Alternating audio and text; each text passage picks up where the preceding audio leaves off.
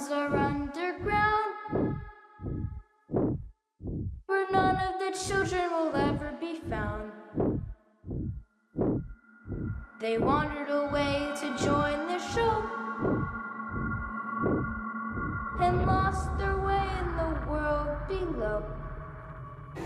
They joined the circus and left their town. Now they live here down with the clown. Beware, spoiler phobes! You have stumbled into A Storm of Spoilers, a podcast covering the adaptation of Stephen King's It, that is, Welcome to Derry on HBO. This podcast is split into two sections. In the first section we call The Calm. We will only cover a single piece of It media. This week, the first episode of Welcome to Derry on HBO, titled The Pilot. And we'll not spoil anything we know about Welcome to Derry, though we will talk about some of the adaptation choices that make the book different. In the second Storm section, Neil and I will break down what to expect from It, Welcome to Derry, based on the trailer for the rest of the season. We're not spoiling, we're enriching. Why, hello again, I'm Dave Gonzalez, and I have read the book by Stephen King. And I'm Neil Miller, and I still have not read this book by Stephen King because too much clown stuff. And welcome back to A Storm of Spoilers. Before we get started, a little bit of housekeeping, some fun stuff in the housekeeping this week. Of course, next week we'll be back to talk about Welcome to Derry episode 2. We may be in your feeds a little bit early because next week's episode is going to be in your HBO Max feeds a little bit early. It is dropping on Halloween, which is this coming Friday. Episode 2, titled The Thing in the Dark, will be dropping a few days early, so we may drop early. Either way, by the time Monday rolls around, you will have a new episode of A Storm of Spoilers.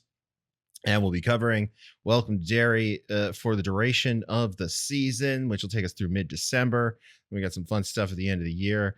And then, of course, we'll be sticking with HBO as they turn back to Westeros in January. So, keep it locked right here on this feed. You can also, if you enjoy this particular podcast, see it in video form over on our YouTube channel, youtube.com/@Da7e, Da7e and Neil. It is fun to see our faces, I believe.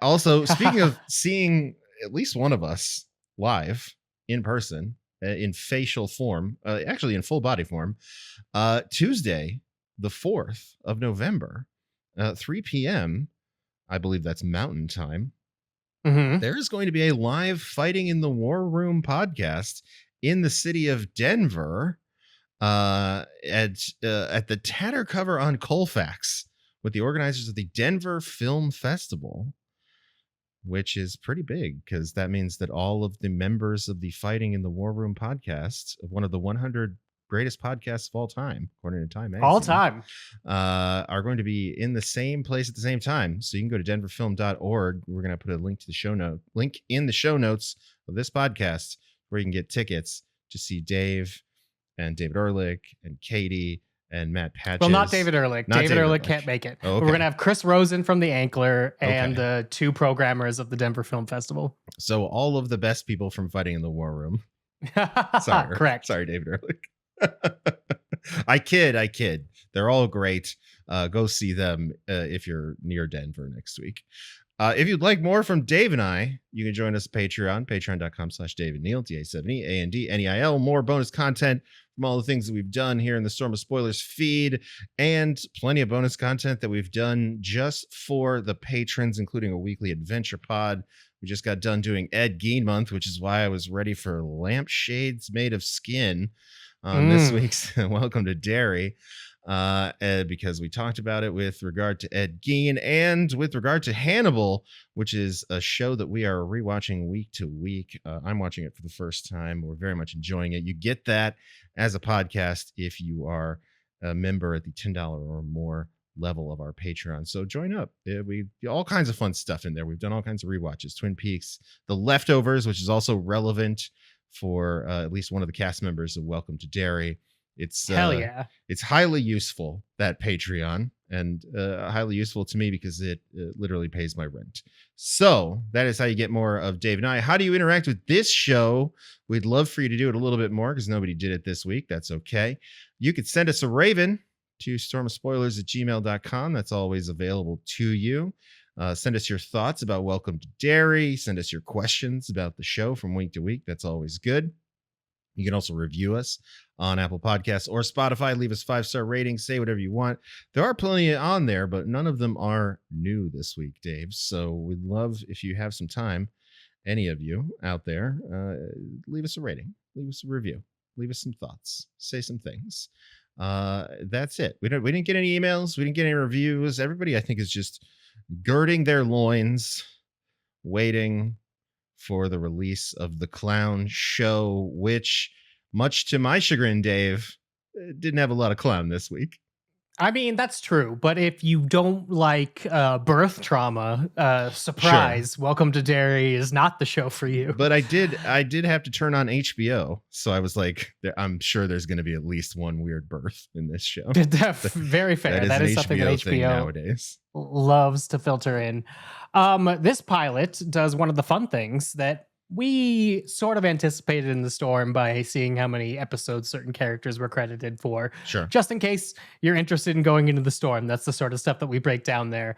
But it is one of those pilots where it introduces us to a group of characters that we're like, what fun main characters, only to kill them off by the end of the first episode, which isn't new in television. It's just very selectively used in television. The first thing that came to mind, both because Hovin Adepo's here playing a main character, much like he was in a cool flashback episode of Watchmen from Damon Lindelof. Maybe think about Lost, where Michael Keaton was supposed to play the Jack character and he was supposed to die to let Kate become the main character of the series. But that was changed as the pilot was in production. There's also The Shield, sure. Which, to kind of spoil the first episode. All of these I'm going to spoil the first episode of very, very good series, but I don't necessarily think that's spoilers.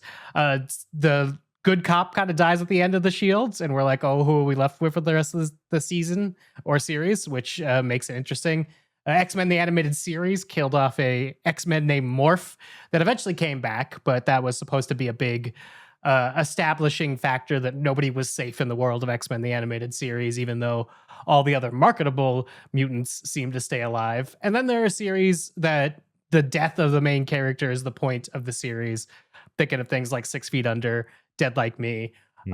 6 Feet Under, I'm thinking about Nathan's dad. I'm not thinking about any of the characters that die beyond that in 6 Feet Under. Sure.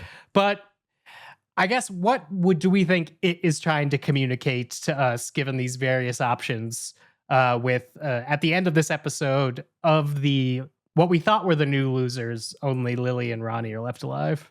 Well, I think that it's an episode that is obviously trying to set a very specific tone and come out with a very big swing energy and say, nobody's safe. And I think it's funny because we sort of we almost prepped for this with Alien Earth, because we spent a lot of the first season of Alien Earth watching one particular character being like, this actor is only credited as like a guest recurring star, not a main character. Why? But he's one of the main people. What's going on here? And of course, he does not make it through the season. So last week when we were like, oh, the kids who play the Teddy and what's the other kid's name? Phil, the two boys. Phil, yeah. They're not listed as main cast. They're listed as guest stars. So, we kind of called it. But yeah, I that's one of the things I think I enjoy the most about it. I mean, the opening scene is gnarly and horrible. And the closing scene is also gnarly and horrible. It's, the mutant baby, gnarly and horrible is the theme here. But I think that the show wants us to believe that no one is safe here, and mission accomplished. I think other than I think some of the adult characters, I don't know if I'm necessarily worried about them being in danger from the supernatural force. As much as I think that some of them might be in danger from like other adults, right? Like Jovan Adepo's character, Major Hanlon, is, probably in danger from his fellow soldiers and like America's institutional racism at the time. But I don't know if the clown is after him just yet. But these Yeah. kids, man, these kids are in a tough spot. Poor Susie. She just wanted to write in cursive and find She books in the did. library. Now she's just a hand. She never found that basket full of muffins. She really didn't. As a fan of the book, there are some things that are really encouraging from this pilot, and there are some things that sort of bother me. I'll start with the bothering so we could maybe be positive as we're heading into a discussion of the rest of the episode. I am a little bothered by they had give us this great characterization between like between Phil and Lily and Teddy. Mm-hmm. And then by the time we get deeper into Teddy's life, the sort of shorthand of Jewish is they have matzo ball soup and challah bread every night. Sure. And the dad's a rabbi and they get to talk about the Holocaust. I like that. They're having the most Jewish dinner. Exactly. Of all time. On screen. And I don't like that. I do like the sort of build that is, where as soon as the dad tells young Teddy about the skin lampshades, that it uses that to manifest a fear. I like the fear connection. Mm-hmm. That seems accurate to me. I'm not super. I mean, I get the Cold War setting, and I love all the turtle shout outs because of the book's insistence that there is a good turtle god somewhere influencing these children. Sure. That being said, the idea that Derry is like the place of first attack because you'd fly over the North Pole is interesting. That's did just seem a little silly to me. I was like, because, and this is actually one of the questions I wanted to ask, which is like, is Derry, because they've clearly positioned Derry as like another Area 51 style Air Force base here, which is like, it's a little bit of a stretch to be like, this is our closest defense against Russia. I'm sorry, Alaska existed in the 1960s. So like Sarah Palin's house could still see Russia in the 1960s. So Derry is not the closest thing. But is this at all from the books? Like, was there mysterious potential alien nonsense going on at the Derry Air Force Base? No, the alien stuff is new. I don't know why it's not in the original book, because 1958 Losers Club would be close to like this idea of this like nuclear alien sort of thing. That stuff all made sense timeline wise. Yeah, the stuff that happens at the airbase, specifically leading to the black spot in the book, all takes place in 1932. So there is a reason for there to be a buildup, because we are, leading into a world war. We're in between world wars. This one, like, my understanding is if they didn't have the Cold War sort of buildup, if they didn't have this alien sort of Area 51 thing, that military base wouldn't be as big as it is. I think that's what Phil's trying to say. Sure. When he's telling Teddy, like, they're bringing in big cargo planes, something else is going on here. That is so not in the book. I suspect this is an invention of the series. Whatever they're doing there, whatever the secret project is, that is not in the book whatsoever. Sure. And it appears to be, and this is something we'll undoubtedly talk about more in the storm when we get digging into the trailers for the rest of the season. But it appears to be a big part of this show's plot, which is what is the military looking for in Derry.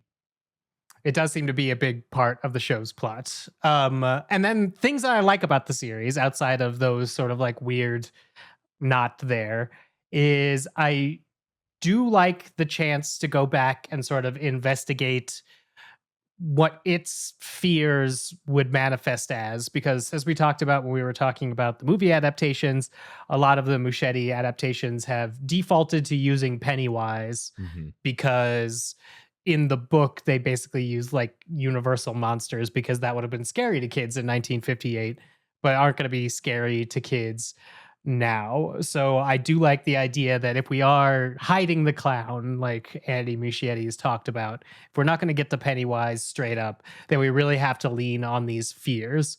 So something like the lampshade worked really well for me.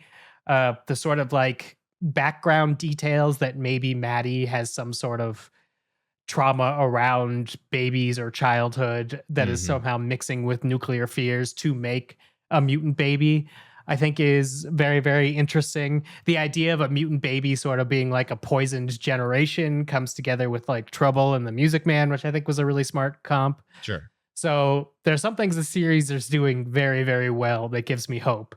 I am worried if it's going to eventually be brought down by the more stupid aspects, kind of like It Chapter 2, because although I think this episode was very effective, it does rely on a CGI monster sort of popping out several times in order to do that. This is true. However, it worked again for me in this, especially the first sequence. Like after the lady in the front gave birth to the baby, and the baby was like in the wheel well down at the foot, and we kept like slowly pushing over to it, and Maddie was like leaning to look in. I was like, I don't want to see it, and that's when I realized the show was working on me, because normally I'd be like, show me that CGI baby, but now I'm like, I'm so terrified of what this would be. Yeah.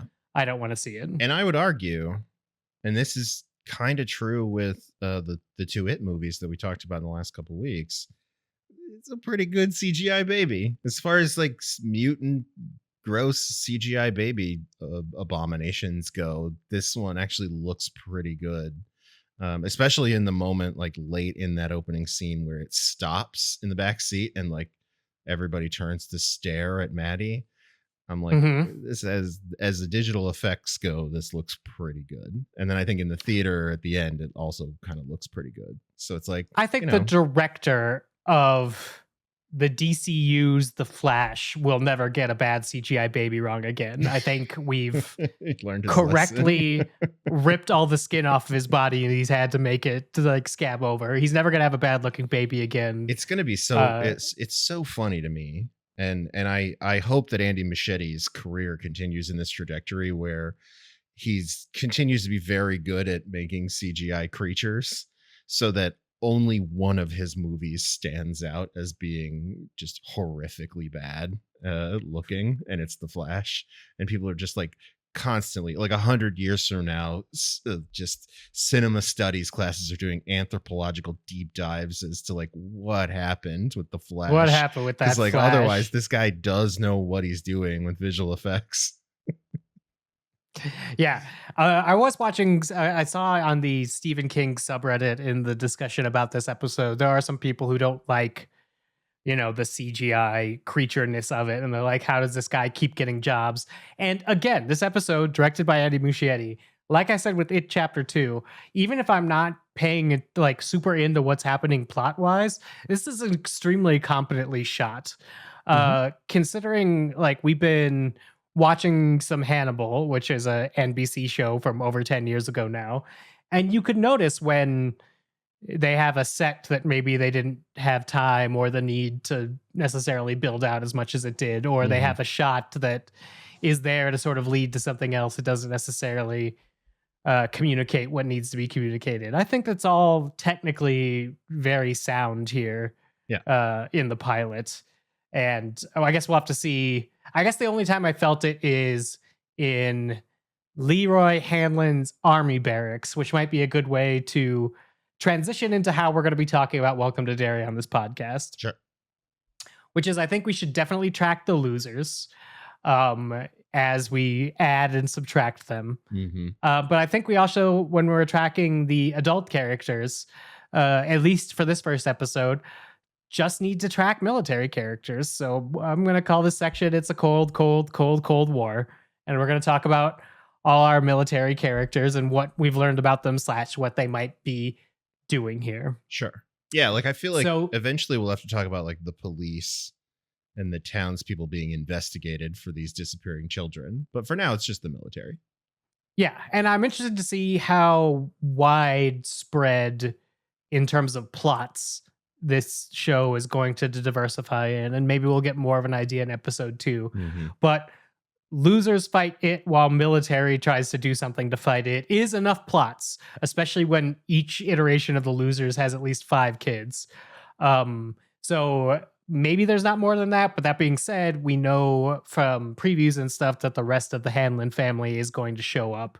So that adds to both plot lines in some sort of way and might diversify. Definitely into the police. I did notice on the Derry sign in the opening with Maddie, they do have the Legion of White Decency seal on them.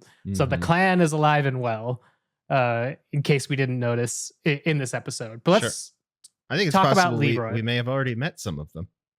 Oh, definitely possible. We already met some of those.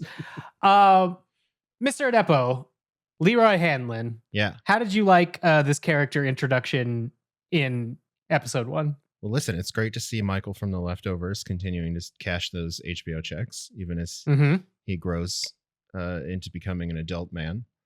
I'm very fascinated by the scar on his left cheek. Can't wait to find out what's going on there and what horrific injury he, I assume, got in Korea. But apparently it wasn't one of those injuries that turned him off of war or the imperial conquest. He doesn't think that he thinks that we didn't finish the job against, I assume, communism in Korea, right? Like he still seems pretty anti-Reds here. Pre-Vietnam, I imagine this was the sentiment. Sure. But did not by the time I was ever alive. Sure.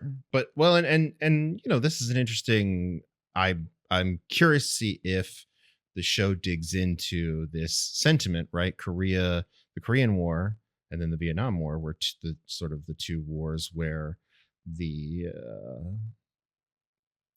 I wouldn't say sentiment, just like the vibe of American dominance in war turned very sharply, right? We had easy company in World War II. We defeated the Nazis. We took down fascism. America was the hero of the moment. And it was like, oh, we won the world war. We are the champions. And then we lost some stuff in quick succession. And we're no longer the infallible world police. So I think that it'll be interesting to see sort of if that comes into play or if that's just sort of like background noise for his character. And, you know, so it is interesting to have this character who is positioned as being, you know, a black serviceman who has come to this place where there's clearly some racism and he is clearly going to be targeted, right? He's the pilot who's going to be flying the experimental B-52 bomber, which, as we know, is a pretty big deal for America. But he's still a big believer, right, in America, and in that its rights can fix what its wrongs are. Yeah, nothing wrong with America. That's what right with America can't fix, which is... That does feel like it's setting up an arc where he realizes that maybe that's not true. It's great screenwriting for a TV show because I want to believe in Leroy Hanlon. That's where I am at the end of this episode. Yeah, you kind of want to believe in the version of America he believes in, but... Right. And maybe that's enough. It'll be interesting to see what this series thinks about what America is, especially if we're going to go backwards in time, not forwards in time, investigating, you know, how it has polluted Derry. Sure. But yeah, at the end of the episode, I want Leroy to be our protagonist more than I feel like he is our protagonist quite yet, because he has this sort of encounter with these masked men in probably my least favorite set.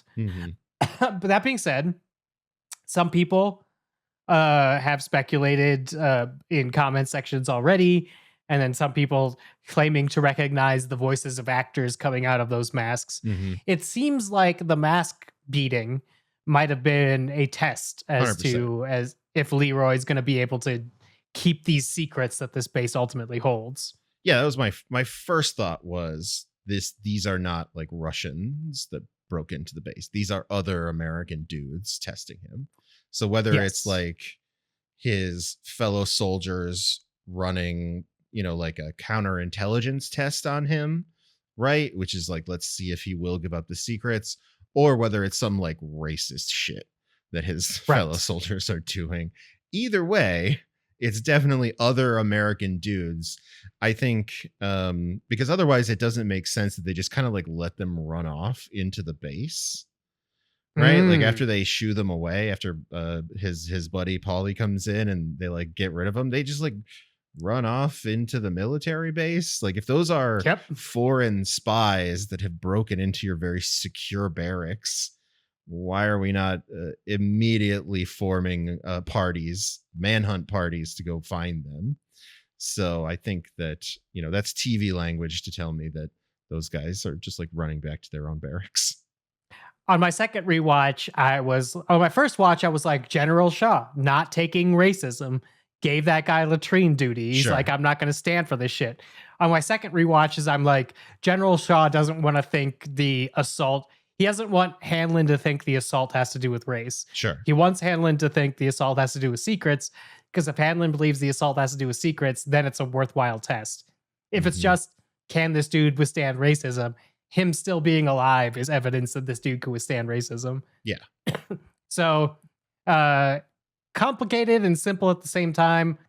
Probably the least effective sequence outside of stereotypical Jewish family dinner for me. Well, and this episode. I think unless there's something else going on here, it's pretty clear that what's going on here, right? Like, unless the show has written this as sort of a red herring, and these are really like secretly Russian guys. This is a pretty obvious plot device. Also, I love James Remar. He's a great actor, but he's also the kind of guy you cast as the respectable general who's secretly racist. Like, yes, absolutely. Like, I'm sorry, but he's just one of those actors that can just do that. He's got that gear. I can see him giving a very evil monologue later in this season. The him wanting so much to impress Leroy Hanlon and being coded so much as like, I'm a lifelong military man. I made my father proud. Like, you made your father proud. I'm the woke We don't general. have to talk about your injury or whatever, because I know all about it from your file, because I'm a general.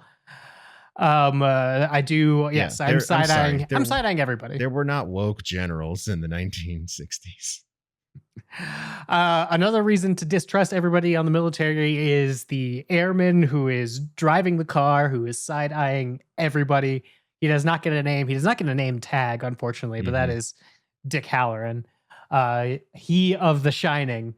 And he keeps giving Leroy some side-eye whenever people say things that are, like, you're going to have a good time here. Everything's going to be fine.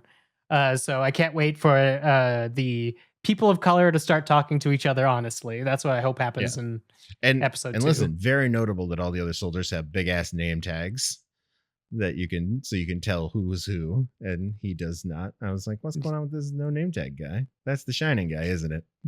Yeah. Also, like, with so many like Easter eggs, and like when Lily gets pulled into the bathroom, there's like a little heart on the wall that says Alvin Marsh. That's Beverly Marsh's abusive father. Mm-hmm. If you're going to put Easter eggs like that, give Halloran a name tag. Like, how long are you going to keep this from us? Right. Like, the only people who care are people who've read the books. I don't understand why some things are being kept from us, but we see like 5 turtles.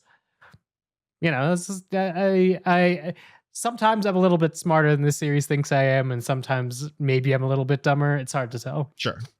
But it's fine. We're having fun. It has a good pace, has a good rhythm to it. I'm okay with it. Yeah, I think it's a little... Actually, here's a good question. I have 2 questions for you. One, is there actually an experimental B-52? And if not, why would they need a pilot? I mean, I think maybe there is, or do you think are you suggesting that that's like a cover for some other nonsense? If they need a pilot, because like the B-52 is a real plane. Yes, like, and it is like, and there might be plane. And there might be an experimental one, and it might be about flying over the North Pole, and that would be interesting. But my thought is, he's there for the secret project. The B-52 could, at this point, be either excuse to bring him over, and that it never exists, and they need him for something else. But they also brought Polly over, so I am wondering if there is some flying involved, some tricky flying involved, even if there isn't necessarily a plane. I do think that him being very specifically a pilot, at least at this point, given the information I have from the first episode, sure, is probably important. The title's telling me it's important. Yeah. So I guess the question is, are we ever going to see him fly a plane? I think that's probably a safe assumption. I just don't know if it's going to be an experimental plane or if he's here to do some sort of flying mission that we don't know about because we don't understand it like the general does. Sure. Yeah, I think I think there's some sort of experimental plane, but that's obviously not the whole thing. Right. My second question is, if you could retitle this episode after the Losers plotline, what would you have called this episode?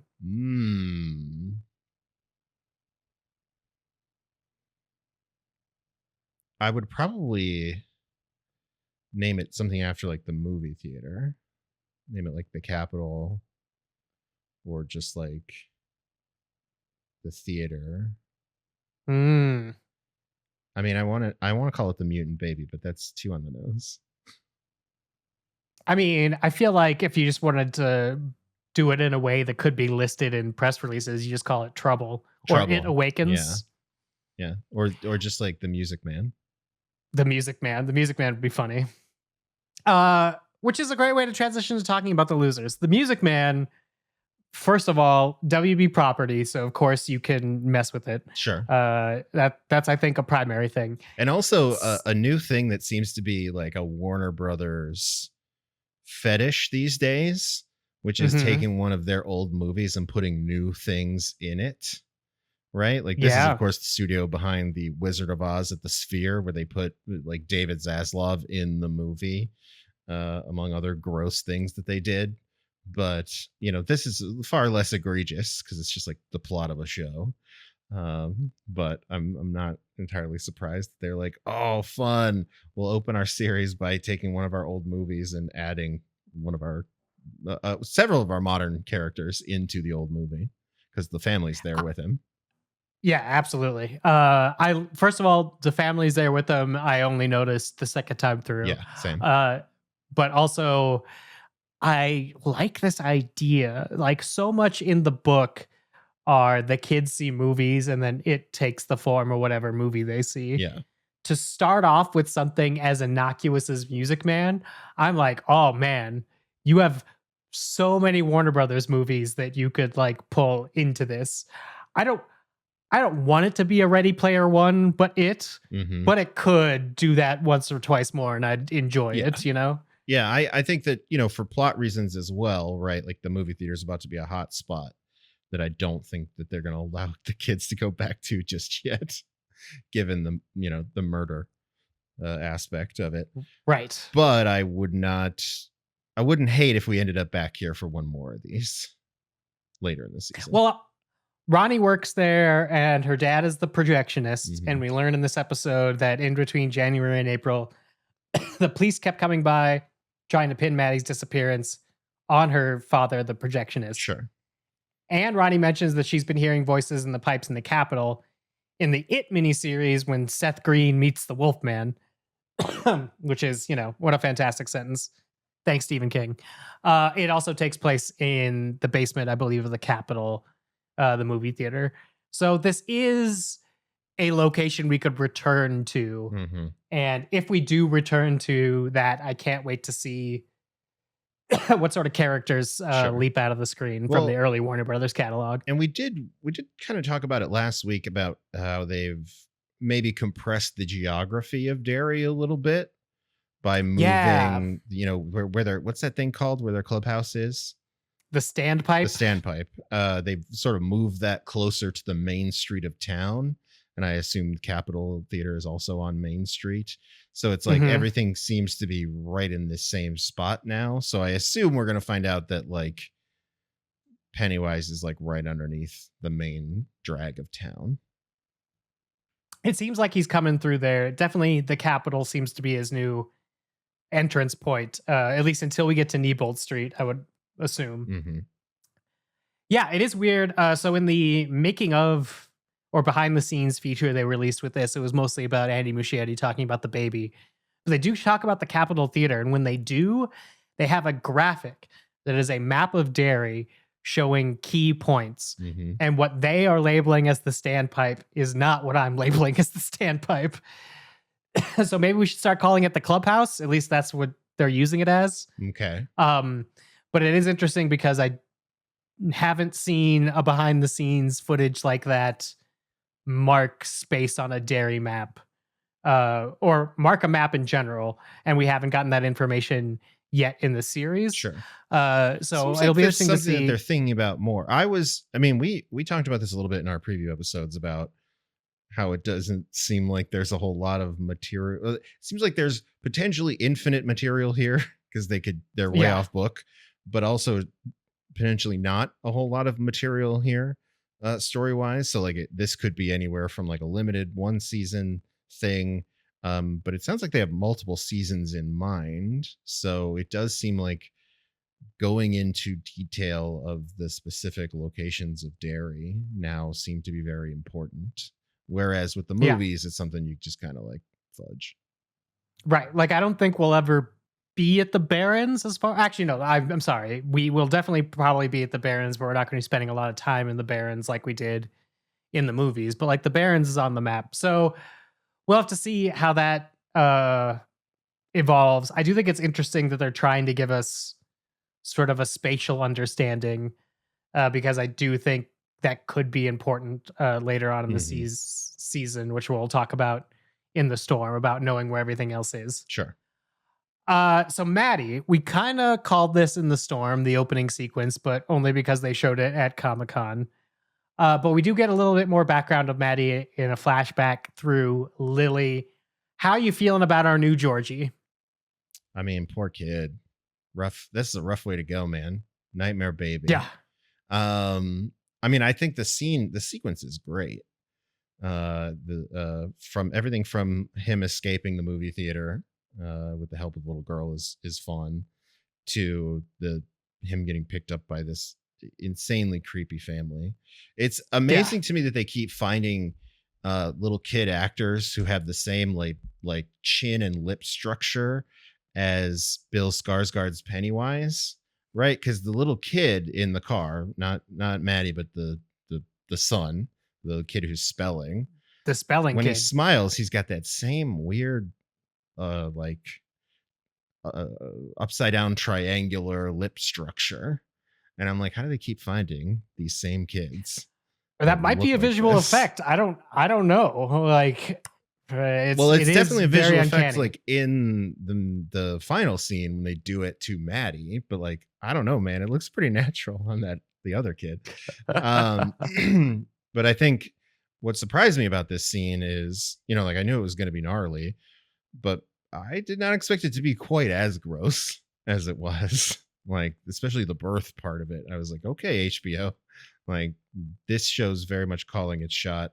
And I think, overall, I've talked now for several weeks about my distaste for clowns on screen. Even though this demon baby is gross and weird and very frightening, I much prefer this to the clown. Like I'm good with this. The little kid does look like Bill Skarsgård, which makes me wonder if we're going to see later in the series how it obtained the form of that little kid. Like, if we're talking about the books, it sort of like sucks a fear out of you, but it can also become physical manifestations of its victims. Think Georgie in it chapter 1 and it chapter 2. Yeah. So it's possible that that kid looks like Bill Skarsgård because that's like a tiny Bob Gray, Pennywise the Dancing Clown, and we're going to see how it obtained these forms. Sure.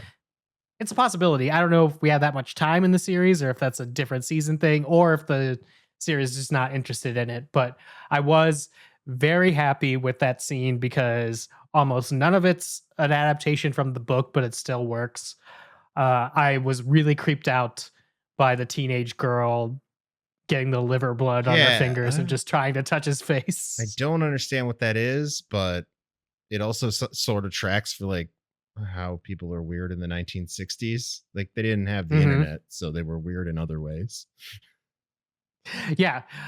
Sometimes the ability to know what is a baseline normal in a relationship, in a car, is something that we really take for granted, that a bunch of these kids don't know anything. As a matter of fact, we don't know that much about Maddie. I do want to speculate a little bit here. when he's running out of the theater, the projectionist Ronnie's father does say, like, have you seen that kid's family? Which made me think maybe he's in like an abusive household. He doesn't look that good. Mm-hmm. He's got some sort of coping mechanism having to do with a pacifier, which seems way too young for him.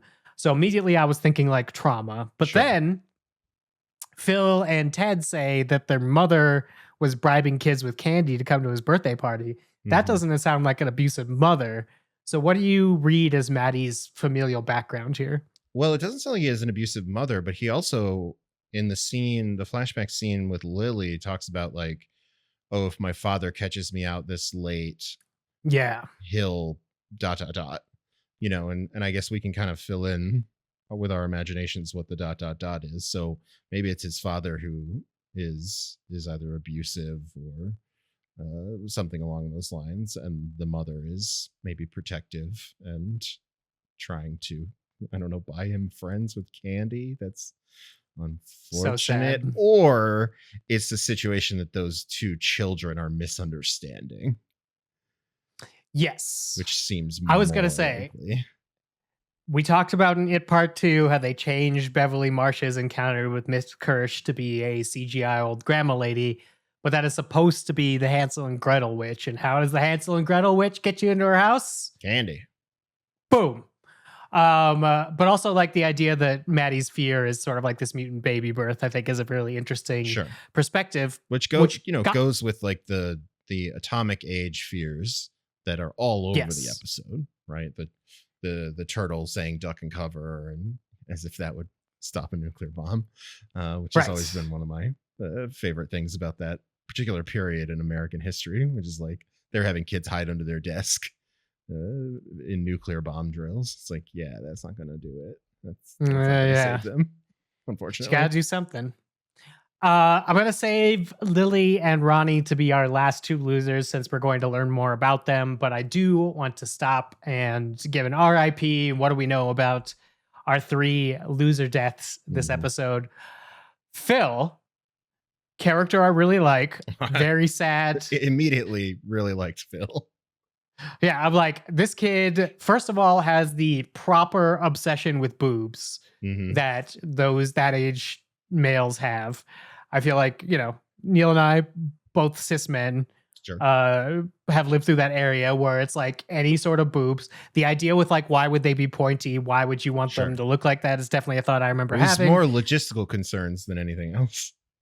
Yes. And then also a very early sort of Fox Mulder here and has a bunch of theories about aliens and how aliens are here and that is what the government is doing. I also really like Phil because he's a plane spotter, which is also a hobby that my grandfather, who was a Korean War veteran, had during World War II, which is that he used to be able to tell what planes were from like silhouettes. So he would whittle them and paint them black so that they could be hung inside bombers, so the people targeting the guns could tell them by silhouettes. Oh, that's cool. So the idea of like young children brought up during world time taking all of these additional, not only atomic age worries, but sort of like these military might knowledge, Phil really clicked for me. Sure. And again, they did not have anything better to do back in the day. Correct. They barely had television. So, and I like, it's combining, the show is definitely weaving in a lot of the main sort of themes and cultural concerns of the time, which was nuclear bombs and aliens, which I personally think is great. It's fun. I don't know how conspiracy brained this is, Neil, but we don't actually see a Phil body. We see him attacked. True. But it's not like Susie where we see an arm, or it's not like Teddy where we see him ripped apart in the air by the mutant baby. Phil is the one that gets slammed up against the glass, though. Yes. Right? He looks pretty dead. He looks like it gets pretty rough. But if Phil were here with us now, he would want us to hold out hope, I think, that there is some conspiratorial way for him to still be alive. So, I mostly want it because I like Phil's energy. That is like I do as the well. Richie Eddie energy that I want in this series. So I hope at least he's replaced with some nerd ass shit. That's Sure. what I want Yeah, from my 1964 losers. It's the tough part, though, because as much as I want to believe that any of these kids may have survived this ordeal, I've also seen enough adaptations of this particular property to know that most of these kids do not survive these ordeals. The clown usually wins. And I'm, again, for this show in particular, this particular era of Pennywise is, comings and goings. Pennywise is going to win, I think. Yeah. Right? Like, he doesn't lose until much later. So I think that's bad for Phil. Not quite as bad as it is for Teddy, but bad for Phil. Definitely bad for Phil. Speaking of Teddy we talked about a little bit. Very interesting. His older brother Don, that is Stanley Uris's father. So Teddy doesn't need to come back for us to have Stanley Uris. Sure. He could be dead. Don we talked about the well-behaved, dutiful son who is he grows up to be a rabbi, right? Yes, he grows up to be a rabbi. What we know from the It novel is he meets Stanley's mother when they're in their early 20s and they get married, and it is a very nice family. And he is worried about his family growing up in very anti-Semitic times. So the novel It does treat Jewishness slightly better so far than the Muschiettes have treated it in the adaptations, where everybody's on the cusp of their bar mitzvah and everybody eats matzo ball soup. Sure. But that being said, I do think it's interesting that Teddy is the one that is our comic book reader. He reads only comics of properties that will be adapted by the Muschiettes. The Flash gets thrown across the room by his father.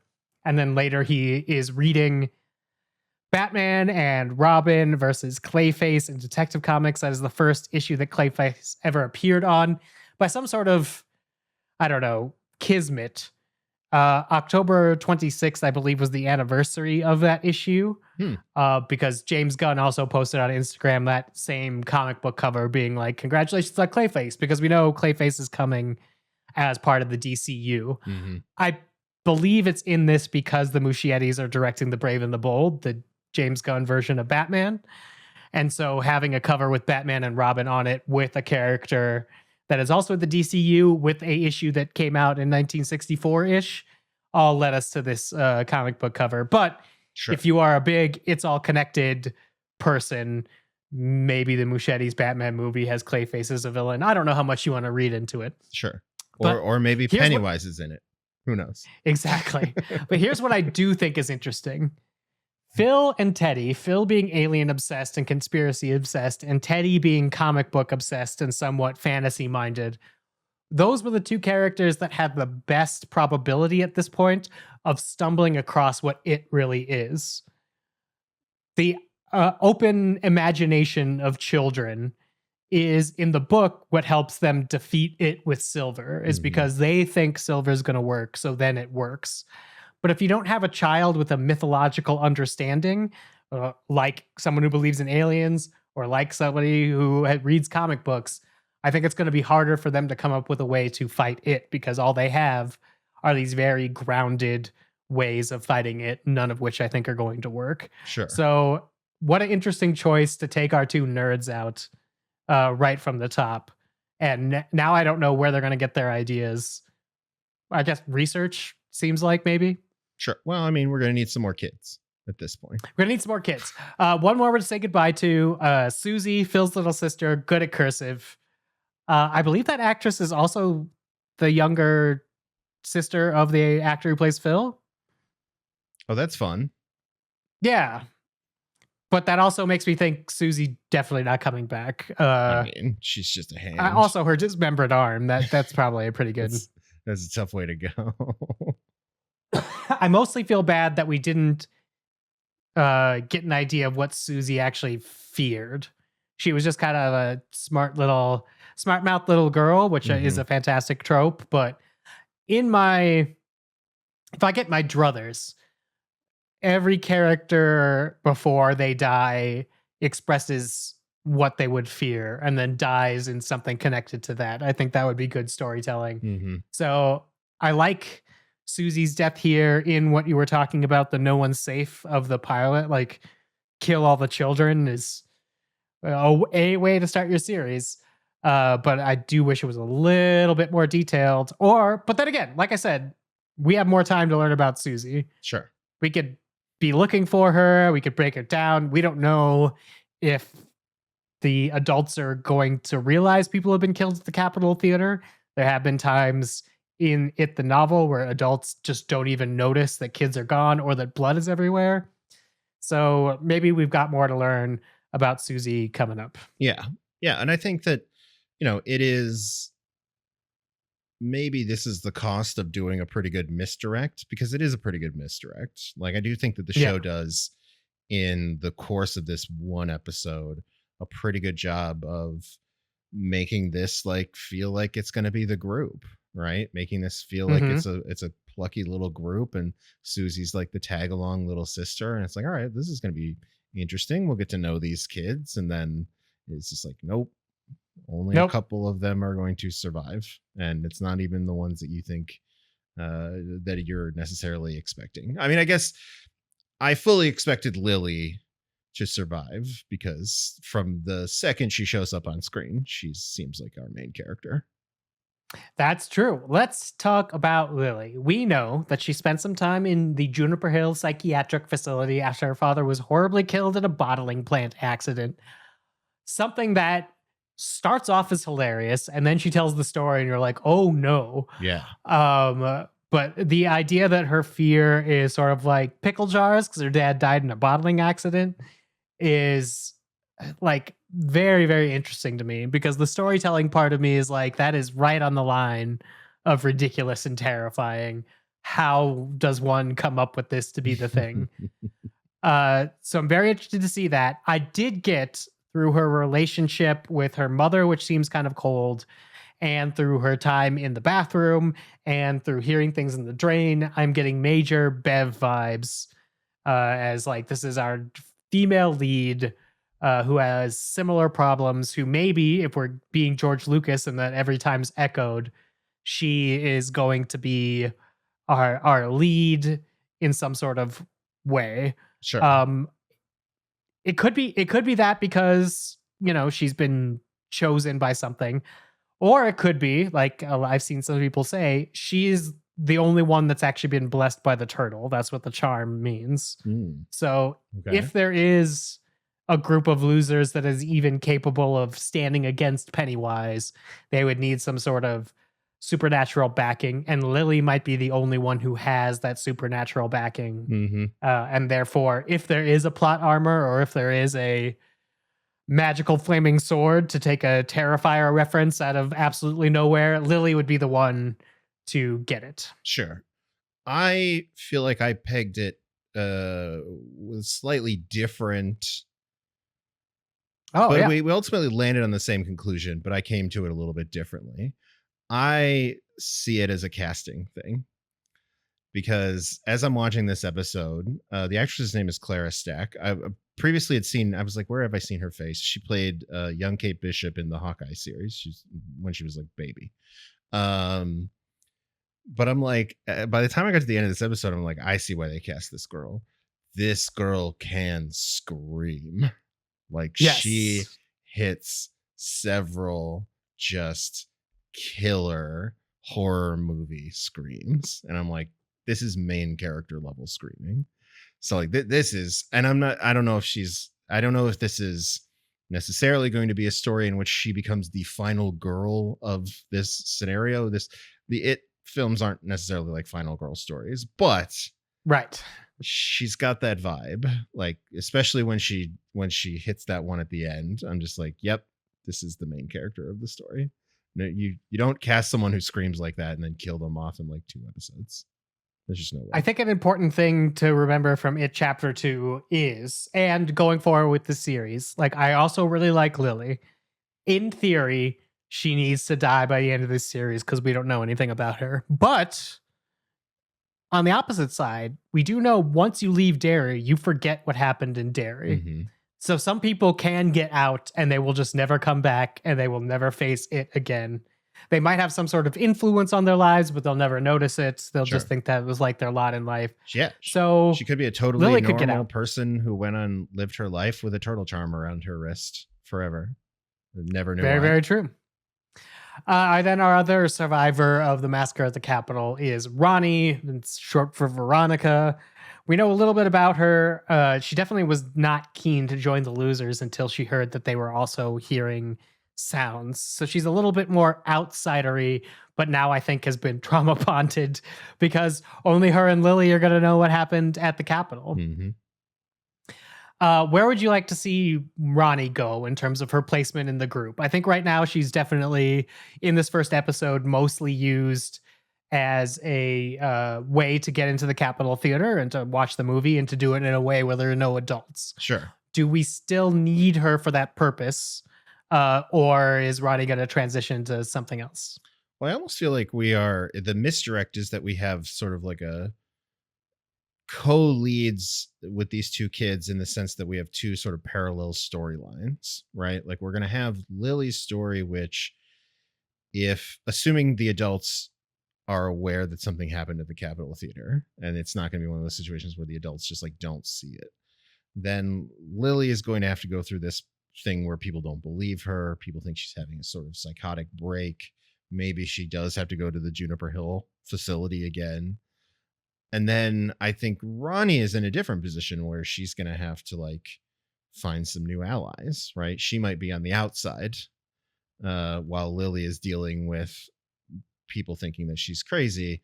Ronnie is going to have to like find some other kids that believe her and start doing some actual on the ground investigating. So I almost see her as the person who's going to have to probably more readily start recruiting some other losers here.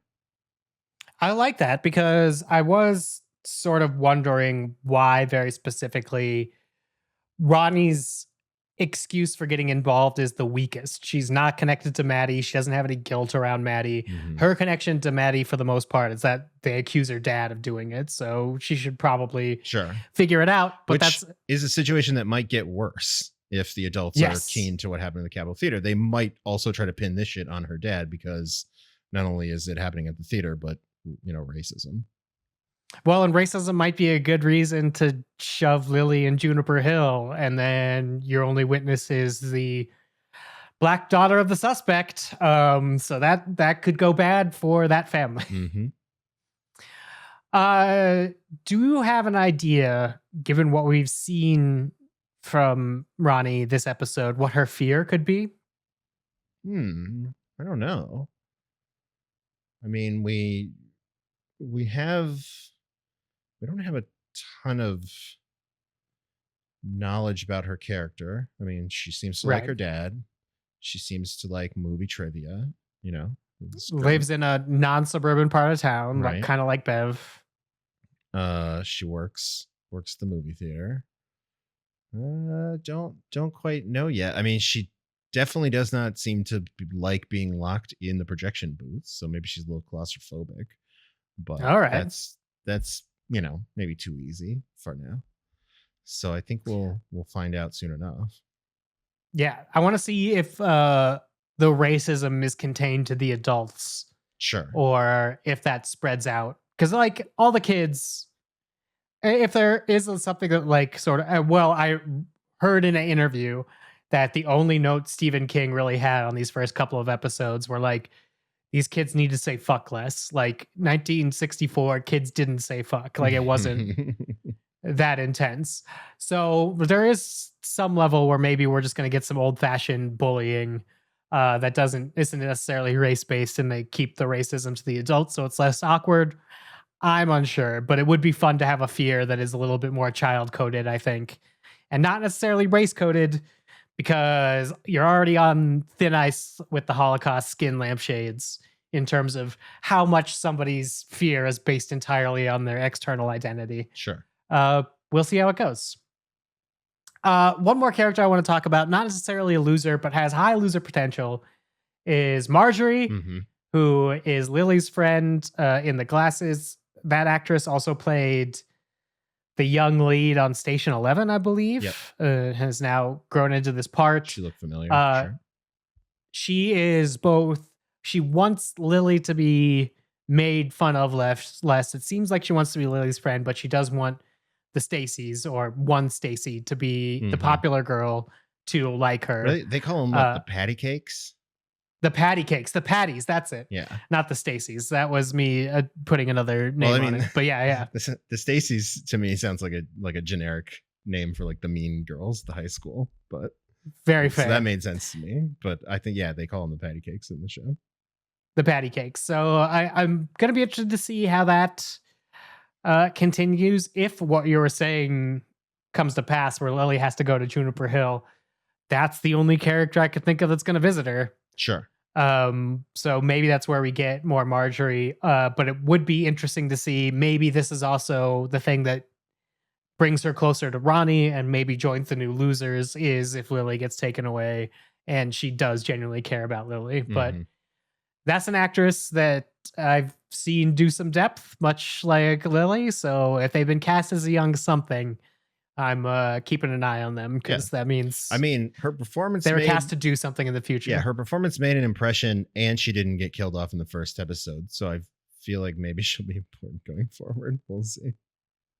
Seems like it. Our It timeline currently is mostly kept to 1964 because although I think we will be going further back in the series and adding some crazy stuff to it, our only two timeline points to the movie timeline are in January 1964, It takes Maddie, starting the 1964 cycle, which is confirmed in the behind the scenes. It's definitely at the start of the cycle. So I don't think we'll be seeing any deaths previous to Maddie, but who knows? And then in April 1964, It takes Phil, Susie, and Teddy at the Capitol Theater via Mutant Baby. I am going to put a pin into maybe we want to track its forms. Sure. But right now it's like, it's definitely the Mutant Baby. There isn't any question about it. I do think there will be a time in this series where we have to wonder bad person or it. And so heads up as to where it's going to be popping up. As we lightly mentioned, it can't be the clown anymore. Or yet, I suppose. So good news, Neil. No clown. Yeah, I'm okay with it. I mean, Demon Baby is haunting, but not as much as that clown. So, and I think, wasn't that one of the things we were watching for? Demonic Baby scene. It was that and Turtle Watch. Turtle Watch, huge this week. Charms. Demonic Baby we were also looking for based on what we'd heard. We hit the jackpot in episode 1. We got Demonic Baby, we got Turtle Charm, we got Bert the Turtle. We're turtling everywhere and Demonic Babying everywhere. This show is I guess delivering everything we wanted to see so far. I mean, I am surprised given some of the reviews coming out, how much I enjoyed this first episode. It does make me sort of side-eye what's coming, but I thought this was good. This is an interesting thing to, the way that like the press and hype cycle works, especially if you're not watching things in advance, which I think is sometimes very useful when we're doing our podcast like this to not be in with all the other press that are watching like the first 5 episodes before the season airs. Because I think my expectations were a little bit lower reading a few clips because it sounded like things were going to get weird. And then I watched this episode and I'm like, nope, this is kind of what I was expecting and a pretty good version of what I was expecting. So not sure what all those other people are talking about. Can't wait to find out what happens next. It's at the same pace as in chapter 2, which was again 2 hours and 50 minutes long, but we got about as much story in the first hour of this as we did in the entirety of it chapter 2. So I'm hoping that we're heading in a good direction. But we will have to see, and maybe we'll know more as we transition the storm to talk about the this season on Welcome to Derry preview. Well, you got trouble, my friend. Right here, I say trouble right here. What are you doing in the sewer? A storm blew me away. Blew the whole circus away. Neil, I want to talk about right up top. They're apparently going to weaponize Pennywise against the communists. That was the Crazy. thing I read about this series where I was like, that's what you made up? That's what you made up for this It series? That's what the Air Force is looking for? Okay. Mm-hmm. What did you read in terms of pre-reviews about what the Air Force is actually looking for? I mean, that's pretty much it. That's kind of where I stopped. I was like, I don't need to know any more than this. I'll go with what's in the trailers from here on out. Because I feel like that's one of those things that context free sounds extremely silly, but it is the sort of thing that if the show takes the right approach and the right amount of time, it could get there in a way that isn't stupid. But we'll see. Because I do think that like what they're setting up, right, with the military at least, is like the military's doing some secret shit. And I think in the preview, the this season on preview, we kind of get an idea of what secret shit they're doing. And they're sort of looking for the energy below Derry.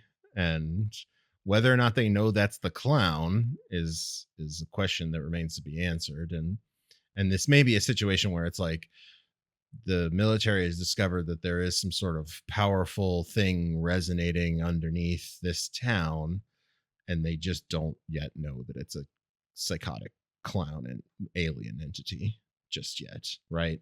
And I think to a certain extent it makes sense, right? Like we talked about in the Calm, the fact that this era of American culture was defined by both the nuclear age and the Cold War, but also the space, the sort of remnants of the space race, and the idea that maybe, as Phil, our dearly departed Phil, says at one point, this idea that once humanity became a nuclear society, it made humanity a more interesting target for extraterrestrial species, right? This was something that was very much in our pop culture in the 1950s and 60s, which is like, all right, now that we got the bomb, are we going to get visited by aliens because we're advanced now? So I think that all of it thematically fits.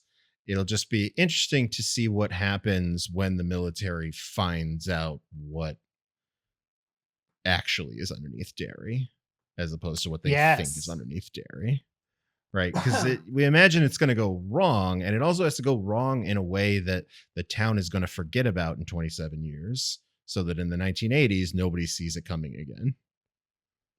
So I think it's definitely part of that. I am unsure how much the military already knows, and how much is going to find out. My assumption would be not very much. There are 13 items that they are searching for in Derry. And I believe they eventually becomes the military, but I believe it starts with the indigenous peoples tribe. These 13 items are part of a cage that it was in when it was thrown to our world. Okay. And so they think they could control it and deploy it against the Soviets if they collect all 13 of these artifacts. Okay. Is one of these artifacts the thing that they eventually try to put it in it chapter 2? The little like vase thing? The basket. The basket? I don't think so. So in this season on trailer, there is a shot of Ronnie, Lily, and it looks like Marjorie holding a like shard that has some glowing runes on it. I think that is what we're looking for. We're looking for 13 pieces of that. Okay. That is going to form. It's just going to be a MacGuffin bonanza. It's a MacGuffin chase. 13 MacGuffins is an obscene number of MacGuffins for this sort of short of a series. Absolutely. I hope. And 8 episodes of television? Oh boy. I hope this is a season 1 story. If we don't find all 13 pieces, and at the end of season 1, they're like, stay tuned for season 2 for pieces, 11 through 13. I'm going to be like, no, that's Or if we get to the end of Wrong. the season, they've only found like 2. Yeah. I'm going to be like, stop it. So Andy Machete into director jail immediately. Exactly. So Oh, I'm sorry. Back into director jail immediately. So I think it's possible that the military is already aware that they're looking for artifacts, but I don't know why that would require a pilot. Mm-hmm. What it also looks as possible in this trailer is that the military has Dick Halloran there, Sure. and he is going to use his shining to basically say what you were saying, was like the military needs to figure out what's under Derry. It knows something's there, but doesn't know what. And so Dick's going to come back and be like, look, it is like an eldritch god. I don't know what you think it is. Yeah. And we don't exactly have a turtle on our side at the moment. So like we should not be messing with this, which is interesting because it's like, my question in this episode is like, does the military know about Dick Halloran's shining? Because right now he's just driving people around. Yeah. So like, is this going to be one of those situations where it is revealed that like General Shaw knows what he has and has just been like waiting to use him? Or is Dick Halloran hiding it from the military and he's going to only show it to maybe, our new friends? The General Shaw actor at New York Comic Con says his character has some encounter with Pennywise. Mm-hmm. I'm unclear if that's already happened or if that will happen in the future. I'm unclear if that's the final encounter and then we're done with Shaw, or if Shaw has been influenced and so he knows fear. Mm-hmm. We're going to see what Shaw's afraid of and see Pennywise manifest as that. I think is very possible, and a fun way to take it. But there's some other stuff in this trailer. Most of it I'm here for. The one thing that is very visual based, and I'm going to do my best to try to explain it while Neil, you get to look at the screen grab in our notes, is there's some officers talking in a police car. Mm-hmm. And we don't know who these officers are, but there is one out of focus close to us. And I'm like, Ray Liotta's dead. Who is that actor? I had a similar reaction. I was like, this guy looks like Ray Liotta, but it can't be Ray Liotta. Yeah, so I'm interested in seeing that. As far as I know, we're not going to have an entire deepfake character in this. Unless Warner Brothers is doing something that is going to completely overshadow the rest of what's going on in this show, which is deepfaking Ray Liotta. Yeah, it's a weird choice, and I'm not sure why. As far as I know, he's not a Stephen King character that would be like, oh, there's Ray Liotta from that time. But maybe we'll figure something else out. It would be a wild way to make people immediately forget about the very silly let's use Pennywise against the Russians plot line. Because immediately people would be like, did you see that they defaked Ray Liotta in that fucking Pennywise show? What the hell? Why did they do that? It was a distraction because, they wanted Pennywise to defeat the Russians. Yep. Then we see, so the teaser starts with somebody putting on a record in what looks like Juniper Hill. It looks like some sort of mental hospital. And we had seen previously on the, I think trailer 2, a person who had hung themselves in a mental hospital. So maybe we go there. I don't think the person who hung themselves was Lily. I went back and looked. But I do think it is possible that Lily does go back to Juniper Hill, like you were talking about. Sure. I think that's really smart. That being said, at some point she is rejoined because we do get a shot of her with the new losers, which is going to be Rich and Will Hanlon talking in the Derry High School gym. So we're going to get our new losers sort of assembled. We get Marjorie with a sort of patch over her eye, and we've seen in previous trailers sort of her wearing her glasses with her eye patch on. And it looks like she makes it at least to the missed part of the series.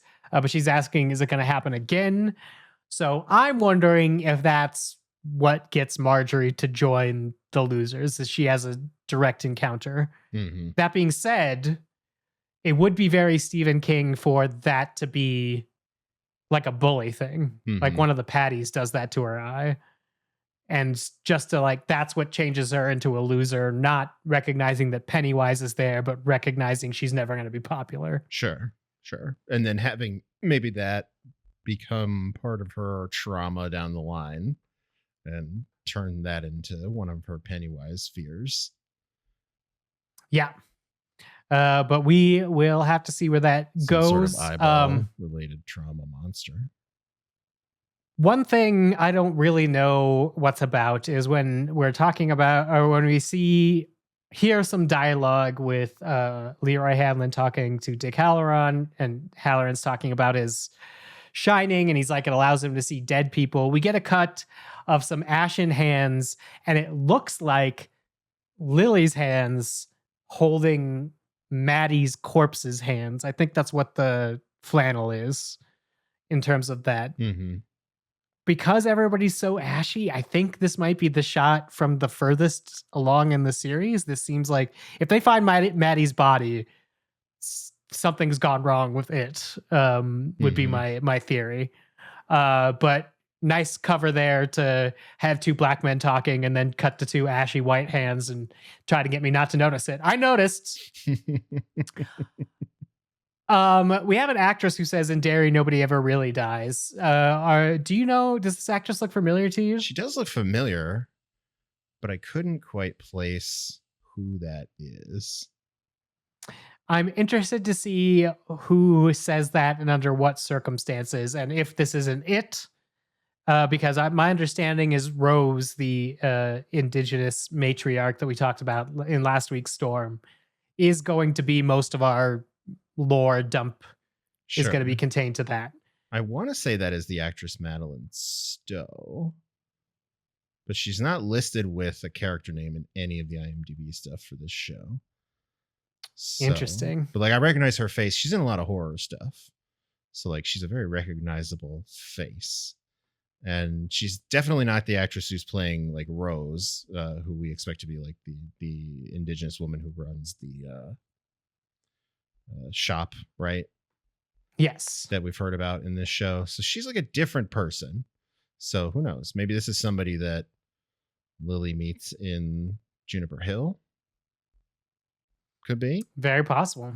But we'll see. She definitely seems to have a little bit of expository knowledge at the very least. We get to see Joshua Adjik, is how I'm going to try to pronounce this last name. He is an indigenous actor who is talking to the actress we know playing Rose. Mm-hmm. He seems to have not only some visions, but is definitely in the sewer, a red lit sewer, which reads as vision to me, but I guess we'll see how that goes. I know that being like these indigenous people have visions is kind of racist. I don't know if this series knows the indigenous people have visions is kind of racist. Sure. The book, it definitely does not know. It has the kids full on go into a smokehouse based on indigenous things and is like, it also worked for the white people. So I am side-eyeing this plot a little bit until I see it executed. Right. You would think that a series being made in 2025 could pull this off with a little bit greater understanding of indigenous culture and a little bit more authenticity to the indigenous American experience, or at least a little bit more like empathy toward indigenous people.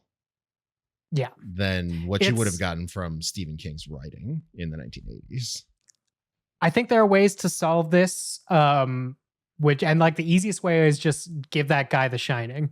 If he's going to have visions, give him the same magic that Dick Halloran has. Give him your in-universe magic so it's not the magic of his ethnic backup allows him to see things. That's what I'm worried about. And then finally in this trailer, not finally, we get some shots of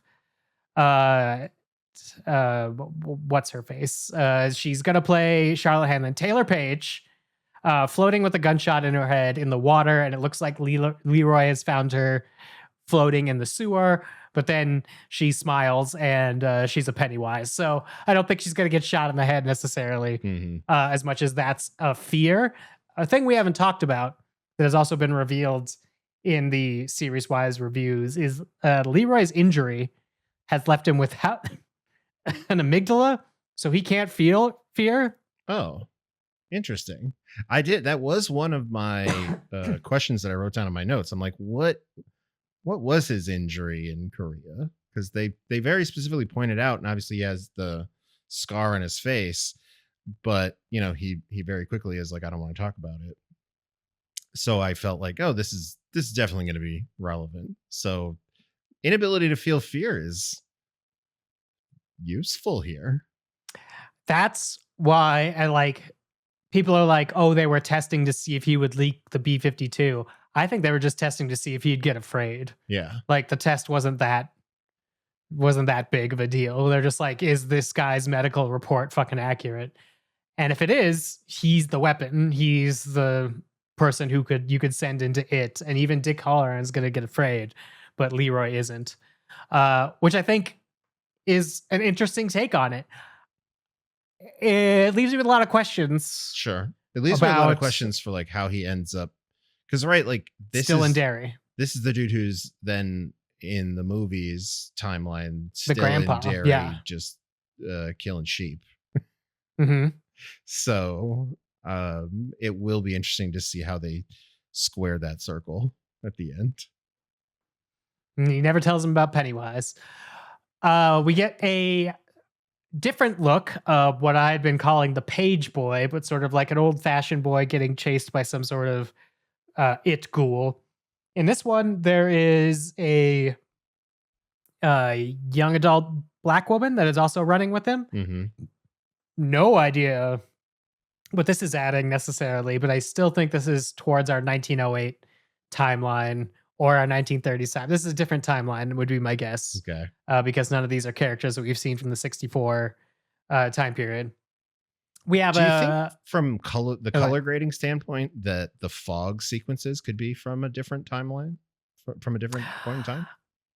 I think, let's go right to it. I think the fog is the climax. Oh, okay. Of this season. We see the fog rushing into Derry. We see a lot of sequences in the fog, but specifically in this trailer, we see the kids walking, and there's just a bunch of other floating kids in the fog as the kids are running through the fog.